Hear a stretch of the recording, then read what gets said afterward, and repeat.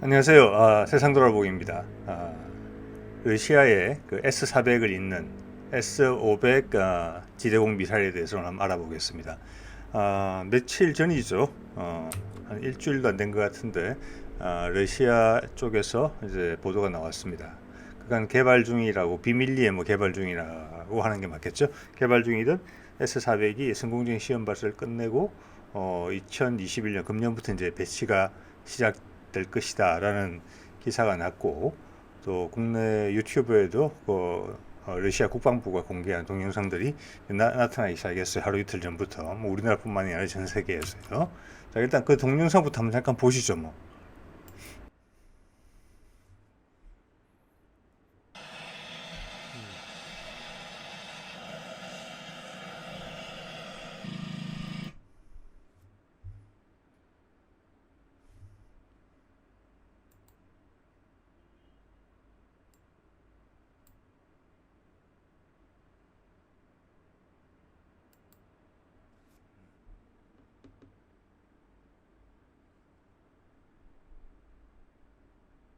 자, 이걸 보면은 우선 이게 뭐 비밀 무기인가 봐요. 이렇게 미사일이 그 발사관을 빠져나올 때 그 미사일의 형체를 딱 대충 알아볼 수 있는 그런 각도에서는 이거를 처리를 해가지고 미사일의 형체를 가늠하지 못하게 그렇게 해놨네요.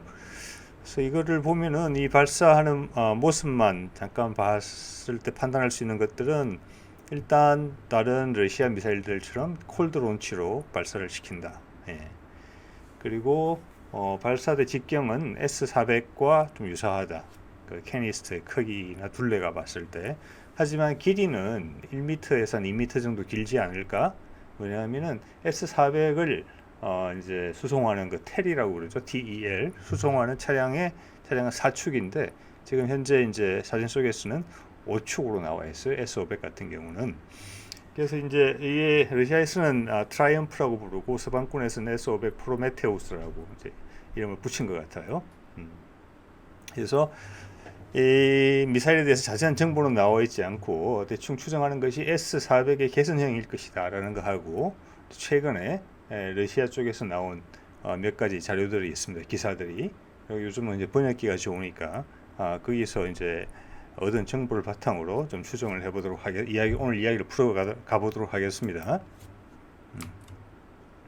자, 이건 예전 제가 동영상에서 가져온 자료에다가 조금 이제 추가를 한 것인데요. 우리가 이제 여러분 다 아시다시피, 많은 분들이 아시겠지만, 우리의 그 천국 미사일 시스템, 그리고 천국 1이 있고 천국 2가 있죠. 그리고 지금 이제 LSM이 거의 체계 개발이 다 끝냈죠. 그 시작이었던 천국 미사일 같은 경우가 그 러시아의 미사일 개발국과 함께 공동 개발한 작품으로 알려져 있습니다. 그 결과로 러시아에서는 S350이라는 시스템을 개발해서 가져갔고, 저희는 그걸 바탕으로 천국 1, 천국 2, 그리고 LSM으로 이어졌습니다. 단지 이제 미사일 발사체나 유도에 관한 기술뿐만 아니라 그걸 통해서 이제 아마 저희는 A사 기술의 원리를 아마 우리 습득하게 됐던 것 같아요. 그래서 이제 러시아 같은 경우는 S350 이후에, S350은 지금 이 슬라이드에서 표시되어 있는 파란색 미사일 두 개입니다. 우리로 치면 천국 1하고 천국 2입니다. 크기도 비슷하고 제가 봤을 때는 스펙도 비슷할 것 같아요. 예. 그래서 그게 S400으로 발전이 됐죠. S400으로 발전되면서 그전 다른 미사일 시스템에 있었던 탄도탄 요격 전용 미사일들을 갖다 넣습니다. 개선해서.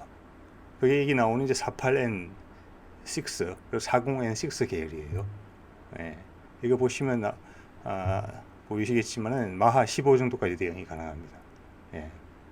대륙간 탄도탄이 떨어질 때 최고 스피드보다는 좀 못하지만 거기 준하는 스피드죠. 그리고 요격 고도도 30km에서 185km 정도까지다. 이러면 이제 미제 사드랑 비슷한 겁니다. 이 사드에 대응하는 체제죠. 이런 것들이 덧붙여져서 그리고 사거리가 이제 40N6 같은 경우는 사거리도 400km 가까이 됩니다. 이런 게 조합이 돼서 S400 시스템이 된 것이고, 이번 S500으로 오면서는 77N6 다시 N이라는 새로운 미사일이 덧붙여지는 겁니다. 여기다가 이거는 사정거리가 600km 탄도탄이 그 속도가 마하 15에서 마하 20까지 대응이 가능하다. 이렇게 되겠습니다.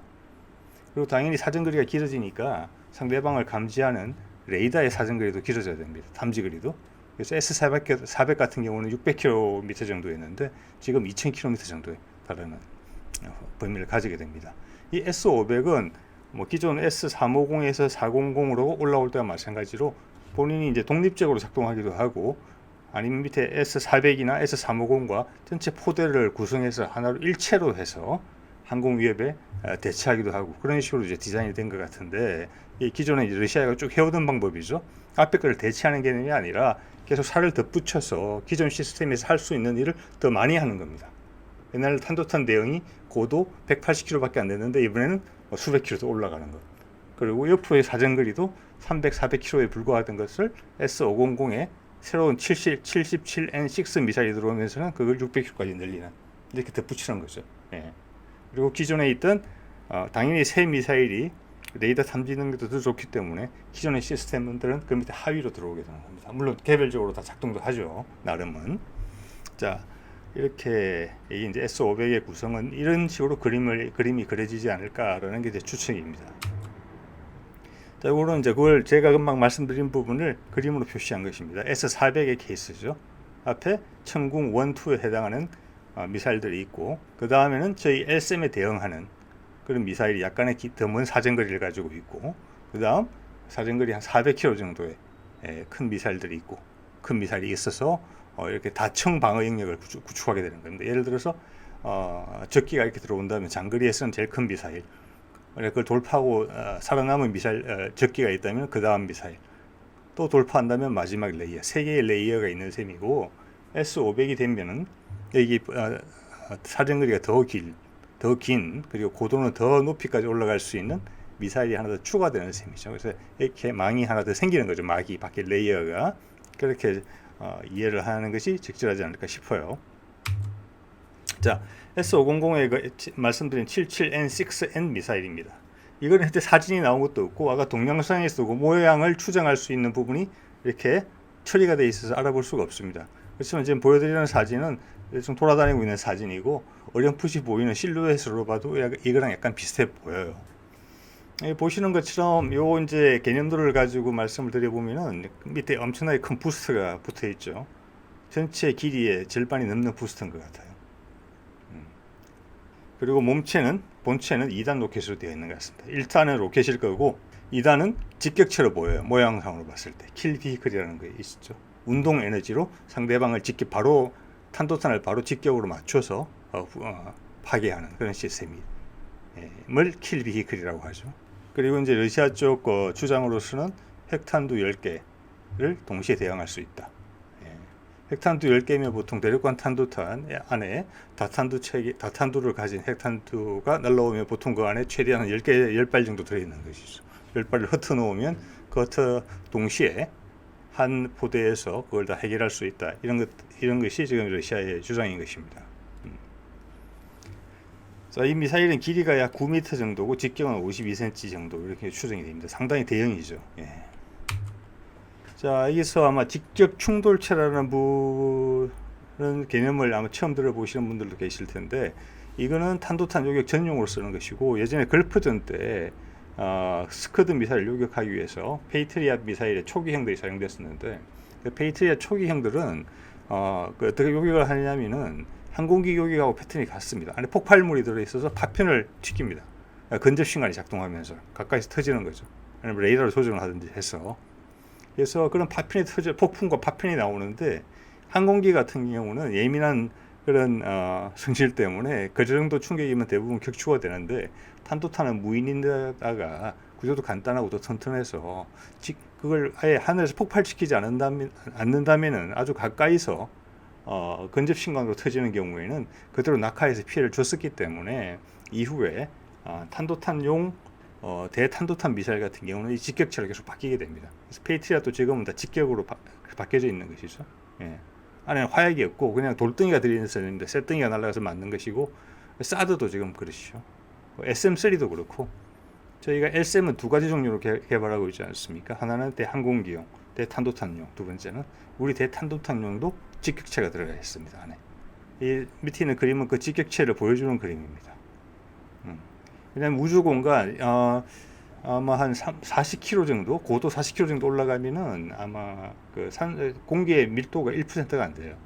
그때부터는 이제 날개 같은 걸로는 방향 조정이 안 됩니다. 왜냐면 마찰이 안 생기기 때문에.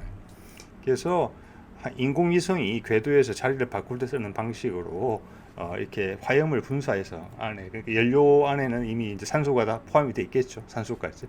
그렇게 분사해서 이 방향을 바꾸게 됩니다. 그게 이제 직격 충돌체의 핵심이고, 상대방은 우주 공간에서 좀 차갑지요.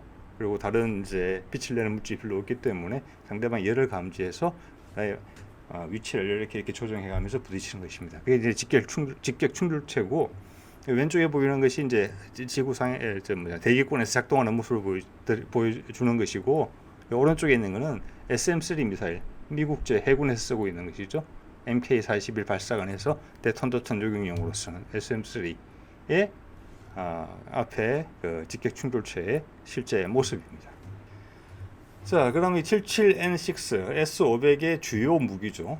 이게 독단적으로 쓰일지 밑에 S400과 S350의 하위 시스템하고 섞어서 쓰일지는 모르겠어요. 지금 분위기로 봐서는 독자적으로 사용될 수도 있고 상황에 따라서 같이 써질 수 있을 것 같아요. 그럼 이게 뭘 하기 위해서 러시아가 이걸 개발했느냐? 첫 번째는 이제 대륙간 탄도탄 요격 시스템이 러시아가 가지고 있는 게 A135라는 시스템이 있습니다. 이거를 보완하거나 아니면 이걸 대체하는, 지금 대체 쪽이 좀 더 가깝지 않나 싶어요. 자, 이 A135 시스템은 53T6하고 51T6라는 두 미사일 시스템으로 구성되어 있어요. 하나는 단거리고 하나는 장거리고, 그 두 분의 교전이 가능할수록 그렇게 디자인이 된 것이고, 두 겹을 갖고 있는 거죠, 방어 시스템이. 그리고 이건 핵탄두를 씁니다, 요격 시스템으로. 약간 옛날 방식이죠. 그리고 밑에 보이시는 게 그 시스템을 위한, 그 대탄도탄 시스템을 위한 거대한 피라미드 모양의 레이더입니다, 이게. 그리고 이 좀 전에 말씀드린 이 두 가지 미사일 시스템은 덩치가 아주 커서 이렇게, 그러니까 차량으로 운반이 불가능하고 대륙간 탄도탄처럼 이렇게 사일로에 들어 있습니다. 그래서 주로 아마 러시아의 수도인 모스크바 인근에 주로 배치되어 있는 것 같아요. 그렇지만 이번에 새로 개발된 S500의 77N6 같은 경우는 차량으로 이동이 가능하기 때문에 수송기에 실어서 전역으로, 러시아 전역으로 필요한 곳에 보낼 수가 있습니다. 자, 그런 점에서는 대체일 가능성이 높다고 봐요. 왜냐하면 미사일 자체의 성능도 소형 저궤도 정찰 위성을 떨어뜨릴 수 있을 정도의 고도가 나오고, 사정거리도 600km에 달하기 때문에. 하지만 그건 추정입니다. 뭐 보완해서 같이 쓸 수도 있고, 또 러시아 일각의 의견처럼 이 53T6하고 51T6를 대체하는 새로운 미사일이 나올 것이다라는 이야기도 있어요. 그러니까 S500보다는 상급에. 그 말도 어느 정도 일리는 있다고 봅니다. 두고 봐야 될 부분인 것 같습니다. 일단 기동성을 높이 산다. 그래서 러시아에 원하는 어느 지역이든지 간에 쉽게 수송이 가능해서 탄도탄에 대한 방어막을 쳐줄 수가 있다, 이라는 이제 이게 중요한 의미가 있는 것 같습니다. 또 덕분에 수출도 가능할 수 있다. 이동성이 있기 때문에 외국으로 팔 수도 있는 거죠. 자, 그러면 이제 77N6 미사일에 대해서 조금 알아보면은, 이거는 S400에 요격할 수 있는 가장 높은 고도는 200km에 조금 못 미쳤거든요. 그래서 그거 이상 고도의 탄도탄을 대응한다는 그런 개념으로 이해를 하시면 될 것 같습니다. 그리고 이제 탄도탄뿐만이 아니라, 탄도탄에 대한 말씀 앞서 좀 드렸고, 탄도탄뿐만이 아니라 고고도에서 오늘 활공형 극초음속 미사일들이 있지 않습니까? 거기에 대한 대응성도 같이 가만히 됐다. 자, 제가 또 개인적으로 이번에 S500에 대한 정보를 접하면서 하나 확인을 하게 되는 것은, S500의 기능이 200km 이상의 고도에서 탄도탄 대응이 주 목적인 것이죠. 거기에 덧붙여서 활공형 극초음속도 대응한다. 자, 그 말은 무슨 말이냐 하면은, 이게 S400 시스템이 가지고 있지 못한 부분이라는 뜻이고, 그 외의 것은 S400 시스템이 이미 가지고 있다는 것이죠. 그래서 사실 S400이 탄도탄 요격 영역이 몇 킬로까지 되느냐, 탄도탄을 요격할 수 있느냐, 이런 부분에 대해서 의구심이 있었던 부분이거든요. 그래서 제가 보기에는 200km 이하에서는 가능한 것 같습니다. 사드급 정도의 최소한 스펙상으로는 가능한 것으로 보이고, 그 외에 뭐 항공기, 순항 미사일 이런 건 당연히 다 되는 것이고, 당연히 우리 LSM처럼 종말 단계 탄도탄 요격이 될 것입니다. 우리도 뭐 팩3에서 그게 되고 사드에서도 되죠. 그리고 스텔스기 요격 이런 것도 되는 것입니다. 감지와 요격이. 예. 거기에 덧붙여서 이번에는 고고도에서의 탄도탄 대응. 그래서 탄도탄 미사일에 대해서 교전 기능을 한 번 더 교전 기회를 한 번 더 확보하는 그런 개념인 것이죠. 그리고 새롭게 등장하고 있는 고고도 활공형 극초음속 미사일에도 대응을 하는 것이고요. 자, 그렇게 봤을 때 지금 우리 LCM은 이미 이제 그 요구 조건상으로는 러시아 미사일과는 비슷하지만 이 외형과 크기 이런 부분은 저희가 훨씬 더 세련되게 바뀌었어요. 러시아제보다. 그리고 우리 대공 미사일의 시작이 러시아와의 공동 개발로 시작되었고, 그건 나쁜 선택은 아니었다고 봅니다. 어차피 미 공군에 비해서 공군 전력이 열세였던 이제 러시아나 구소련 같은 경우는 대공 미사일 개발에 많은 노력을 기울인 나라였기 때문에 충분히 우리가 배울 게 많았다고 봅니다. 그래서 천궁 1, 천궁 2 같은 경우에는 뭐 스펙뿐만이 아니라 외형까지도 상당히 비슷했고, 그 러시아제 미사일들의 그 성능을 이상으로 올라선 것 같아요. 물론 우리가 또 서방권의 미사일도 동시에 운용했기 때문에 서방권의 장점도 같이 녹아갔습니다. 그리고 우리가 워낙 러시아보다 공정 기술이 뛰어나고 그렇기 때문에 천궁2를 넘어서 LCM 정도로 오게 되면은 러시아 미사일들의 그 컨셉 전체적으로 운용하는 개념도랄까, 목표 성능 설정 이런 것을 참고하고 나머지는 우리 쪽에 기술이 상당히 많이 들어간 것 같아요. 예, 특히 이제 추진제 기술 같은 부분이 우리가 러시아보다 오히려 나은 부분이 있는 것 같아요. 왜냐하면 사정 그림이 길어지면서 미사일의 체적은 작아지고 있거든요. LCM의 경우를 봤을 때는. 예. 그래서 러시아 미사일이 하나가 들어갈 것을 우리는 안에 4개를 넣을 수가 있습니다. 그리고 훨씬 짧은 발사관이 필요하고요. 자, 그 말은 뭐냐면은 러시아 정도로 미사일을 키운다면 사정거리가 훨씬 길어진다는 것을 의미합니다. 또한 우리가 나름 그동안 이제 한국형 인공위성을 계속 개발해 왔기 때문에 아까 말씀드린 직격체 있죠. 직격체의 크기도 상당히 소형으로 소형을 개발할 수 있는 능력을 가진 것 같아요. 소형을 개발하면 상당히 중요한 게 미사일 크기가 전체적으로 작아지는데 상당히 요긴합니다. 위에 머리가 탄두가 무거워지면은 밑에 추진자가 아주 많이 커져야 됩니다. 그 비율은 아마 단순 비율이 아닐 거예요. 네. 그래서 미사일 크기를 줄이는데 추진제 기술도 중요하지만 직격 탄두의 무게를 줄이는 거. 네. 자, 미국도 많은 이제 문제가 있었죠. SM3 같은 걸 개발하는 데 있어서 비용도 많이 들고, 그래서 일본 미쯔비시하고 협력을 한 거 아니겠습니까? 네. 물론 우리도 그 직격 탄두 그리고 위치를 조정하는 그 로켓 모터 시스템을 더 개선하기 위해서 계속 노력하고 있는 그런 흔적들이 국방 관련된 연구 계획에서 보이고 있어요. 자, 그래서 이제 LCM에 들어서면 러시아 미사일과는 외견상으로 많이 달라집니다. 저희가 훨씬 더 세련됐습니다. 예. 그렇지만은 러시아가 S400, S500을 내면서 새로운 이제 미사일들을 계속 개발해 내면서 새로운 지향점을 정해주게 되는 거죠. 이까지가 가능하다. 예. 우리는 아직 추격자 입장에 있기 때문에 그게 가능한지 안 가능한지 가늠이 안 되는 부분이 있는데 그걸 러시아가 보여주는 것이죠. 이까지 가능하고 저기까지 가능하다. 자, S300도 이제 좋은 사례죠. 예. 하지만 이제 S300 같은 경우도 조금 더 시간이 지나서 검증이 조금 더 이루어져야 되겠죠. 예. 러시아 같은 경우는 S350, 400, 500 단계적으로 올라가기 때문에 저희가 성능 개선 방향을 예측하기가 좀 더 수월한 편입니다. 미국제 SM3보다는. 어쨌거나 그런 SM3를 포함해서 이 S500이 우리 LCM의 다음 단계 개발형, 개선형이겠죠. 그래서 제가 블록2라는 이름을 갖다 써봤는데요. 이제 그런 것의 지향점을 우리한테 전해주는 그런 미사일 사례가 되지 않았을까 이런 생각을 하고, 뭐 당연히 우리 관계자들께서는 이 정보를 열심히 분석하고 계시겠지요. 자, 오늘은 이번에 새로 등장한 러시아의 S500 프로메테우스에 대해서 알아봤습니다. 네, 오늘은 여기까지 하겠습니다.